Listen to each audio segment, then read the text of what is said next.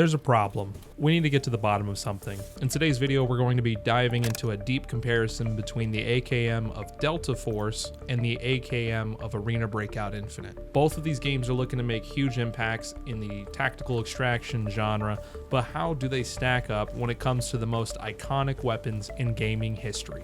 I'll be grading these games based on 4 key categories: sound, graphics, controls, and inspections, all on a scale of 1 to 5. Let's start with sound. The sound design is a huge part of any immersion in any game, and the AKM is no exception to this. The AKM is known for its distinct, heavy, and powerful firing sound. How well do these two games capture that feeling? Let's start with Delta Force.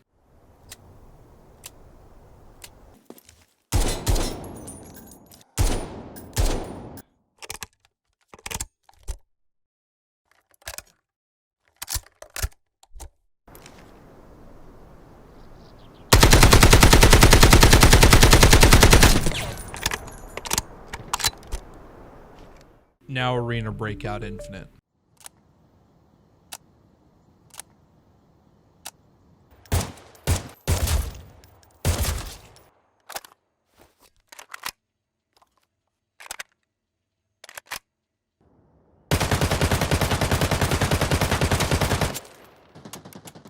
In this category, Delta Force takes the lead with a 5 out of 5 for sound design, and Arena Breakout left in an average position of 3 out of 5.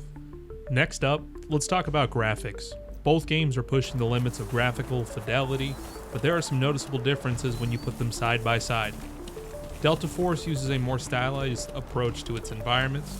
Judging by both AKs here, you can see definitely the right has a more vibrant approach, whereas the left has a less dulled, more washed out look. Both games come from an Unreal Engine standpoint. They both had an equal opportunity to bring the AKM to life. How they did it is different, and where they sourced their models is different, but it would not be unfair to say that they both had a reasonable, equal approach to the situation. For me, this is a toss-up. It's twofold. One, graphical integrity is definitely Delta Force. They've absolutely blown it out of the park with their stunning visuals and their effects. I would love both of them to get 4s across the board in this category because both development studios put a lot of effort into making these games a reality. But unfortunately, I have to go with Arena Breakout Infinite's AKM because they put a lot of effort into the character model. Delta Force gets a 3, and Arena Breakout Infinite gets a 4. Now let's move on to controls. No matter how good a weapon looks or sounds, if the controls aren't responsive or intuitive, it can ruin the whole experience. This goes hand in hand with sight picture. In Delta Force, the sight picture is pretty clear. You can see the front sight, the rear sight, and the controls feel very good. There's a decent recoil pattern that's predictable. The AKM overall feels powerful in your hands in this game. Whereas in Arena Breakout Infinite, the controls are a little less responsive, and the transition between aiming and shooting is a little sluggish, and the sight picture is a little bit tougher to see, and the AKM feels balanced. Maybe when you compare all of the guns in Arena Breakout to the AKM, it might stand out as a balanced gun, but the recoil pattern and the accurate hit registration is debatable. In this category, Arena Breakout Infinite gets a 2, and Delta Force gets a 3. Finally, let's talk about inspections. Weapon inspects are those little touches that can really elevate the immersion and the attention to detail in a game. Let's see how both titles handle it.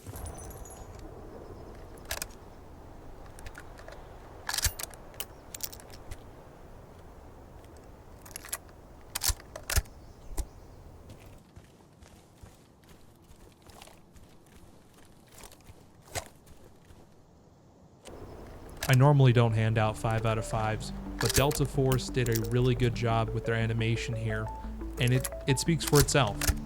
Whereas Arena Breakout Infinite, it leaves me wanting more. I like that it's a mag inspect, but there should be more. And because of this, Arena Breakout gets a 3 out of 5. Before we talk about the totals and who's the declared winner, I want to make this special note. Both games do the genre justice. Both games fill a niche, and both games are free to play. Both games have an AKM. It's a tough call, but Delta Force takes the win with 16 out of 20 possible points, and Arena Breakout Infinite with a 12 out of 20 possible points. If you think I'm wrong, tell me in the comments. But for now, I'm Oxide, and I'm going offline.